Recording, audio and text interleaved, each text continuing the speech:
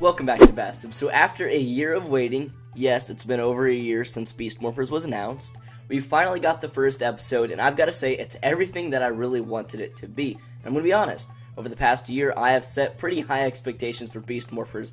After Thing was released, it really looked promising, and I wanted it to be good. So going into this episode, I was a little bit worried it wasn't going to meet my high expectations that I kind of accidentally set there, but I've got to say, it did not disappoint. Now, of course, this might not mean that the entire show is great, because just because I love this first episode, I mean, I kind of liked Ninja Steel when it first aired. I'll know how that turned out. But if this same level of quality and care goes into the entire season, then I have to say, we have a really good year ahead of us for Power Rangers. So with that being said, let's go ahead and get into the review.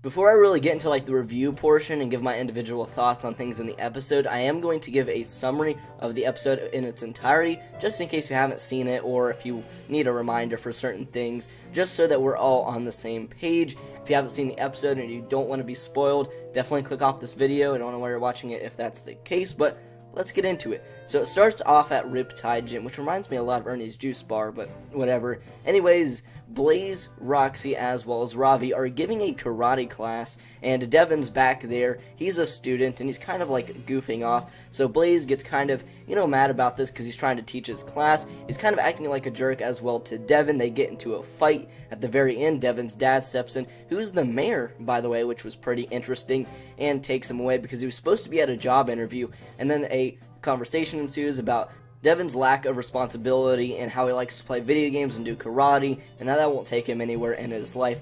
Anyways, the mayor ends up going to Grid Battle Force. He's going to give a speech to the city because he is the mayor, and to talk about this new found energy where Grid Battle Force, which is this giant organization, tapped into the power of the morphing grid and are going to use it to power their city. Devin actually is very interested in this because he wants to try out the battle simulator. Not exactly sure what that is, but I mean, I guess you can have a pretty good idea. So he sneaks in there when Mayor Daniels does go in, and Mayor Daniels actually believes Morphex is a mistake. He believes that a lot of villains can use that to their advantage or try and steal it. He actually name drops Rita Repulsa as well as Sledge and Galvanax, which was pretty cool. It's at Grid Battle Force that we're actually introduced to our two comic relief characters for this season. Kind of reminds me of Boom from SPD, which they were all okay, I guess. I do know that one of their names, which is the guy, his name is Ben, because that was announced a while ago.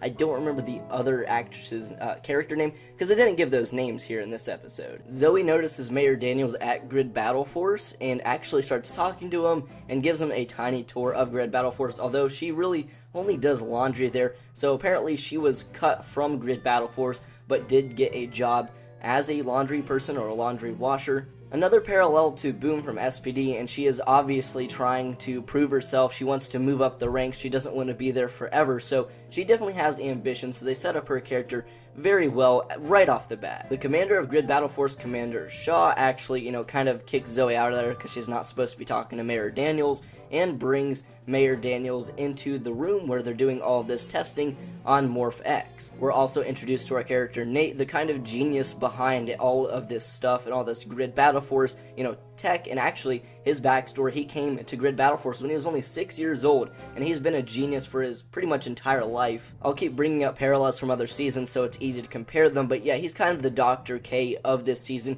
Very smart, is going to be creating a lot of stuff. I'm guessing he's going to create the Zords as well. He created the Power Ranger suits, all of that. Devin actually sneaks in there while Mayor Daniels is in there, and then accidentally lets it known that he's in there because he saw Evox, the virus, start taking control of the Morphex and everything, and he tries to tell people about it, but since he's an intruder and he doesn't really work there, nobody really listens to him, and he's taken to a holding cell. It's here that we actually learn that Blaze, as well as Roxy and Ravi, were the original candidates for the Rangers, and while this whole morphing sequence is going on, Evox does take over and creates evil sort of clones of Blaze and Roxy, some sort of avatar or digital avatar. It's then that, Blaze's digital avatar becomes the Dark Ranger. Yes, I've been waiting for that.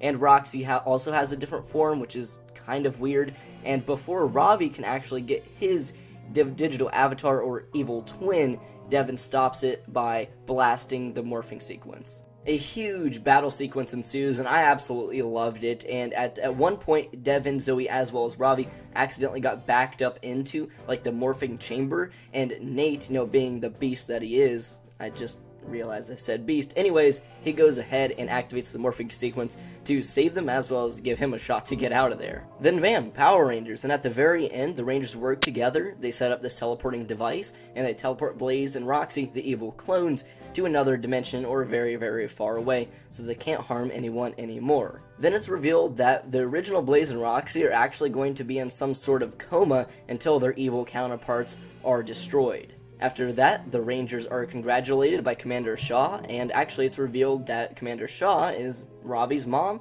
and the episode ends just like that. I loved this episode. You can tell just by how long I talked about the summary that they put a lot into it, like a lot of story, a lot of characters, and so much was going on. That wasn't necessarily a bad thing. They handled it very well, and it left me wanting more and to know more about these characters. I don't think I mentioned it, but they already set up a romantic relationship on the show between Roxy as well as Robbie. Now, Roxy is actually in that coma right now, and it looks like Robbie's really going to have motivation to destroy Evox. Like, he has a revenge story. That's what he is going after. So he definitely has something driving him to defeat Evox so that he can get Roxy back. Although beforehand, right before that, he actually tells Roxy, hey, we can't be together. There's this rule that Rangers cannot be in relationships, which that's kind of new, but that was very interesting, and it gave him reason not to be together at first, and now he definitely has a reason to get back out there to get her back from Evox. What I found awesome is that each individual Ranger has a different motive for what they're doing. Devin, he wants somewhere to belong. He wants something fun to do, and he doesn't want to take that normal path. You know, he doesn't want to have a normal job. Here, this is going to give him something fun to do and a crazy career. Zoe really wants to prove herself. She was cut from Grid Battle Force early on, and from then on, she's been wanting to help out Grid Battle Force, but was reduced to pretty much a janitor's job. And then you have Ravi, who wants to get Roxy back.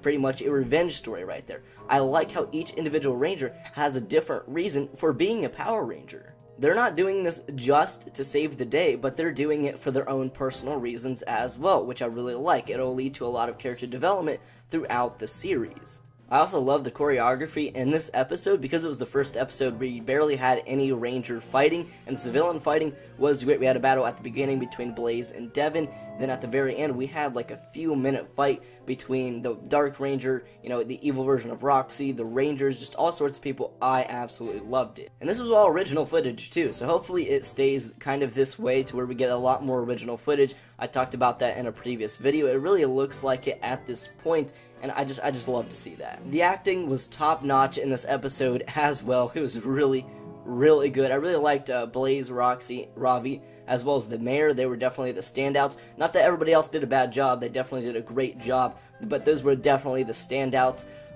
Commander Shaw seems kind of boring, to be honest. This is just the first episode, so I'm not going to give anybody too much hate or anything like that, but Commander Shaw just comes off really boring and uninteresting, but hopefully throughout the series she gets a lot more interesting. She barely got, you know, any development in this episode. It was really just her role to say, hey, do this, do that, welcome to Grid Battle Force, that sort of role. It's also interesting that the Morphing Grid is going to have multiple uses in this season. First off, it's going to be clean, reliable energy for the entire city, as well as the powers for Power Rangers. I mean, they have multiple uses for the Morphing Grid, and hopefully we learn more about it, because we still really don't know much about it, other than Grid Battle Force was able to tap into its, you know, powers, which haven't, like, all Ranger teams been able to do that. I don't know.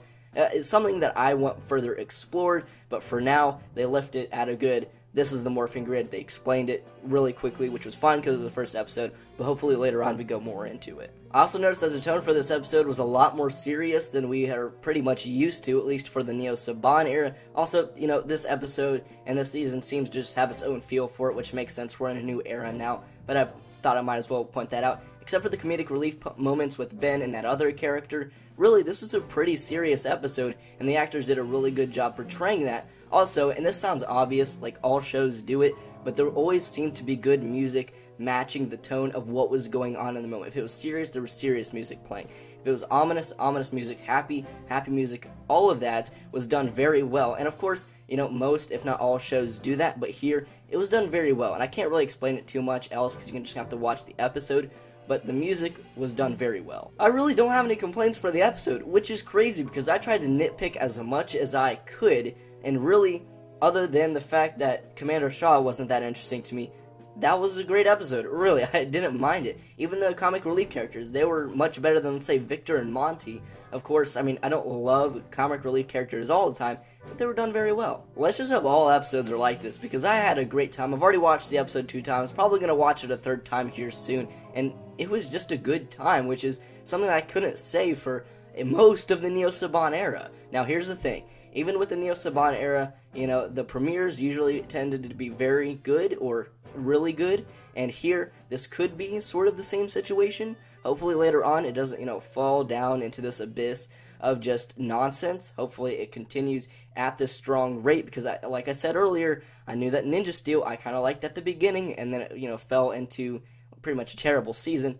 But hopefully that isn't the case, and this is a very good season. I'm not going to give this episode a rating out of 10 or anything, but if you are still wondering if you should watch the episode or not, yeah, definitely watch it. It was a great watch. I think you'll all really enjoy it, and if the rest of the season is like this, this could be a fantastic year for Power Rangers. But that's pretty much it for the review of this episode. I'm going to be back here soon giving the synopsis for the 2nd episode. If we get any more sneak peeks, I'll also cover that, and any news we get in Power Rangers. Thank you all so much for watching, and I'll catch you all in next video.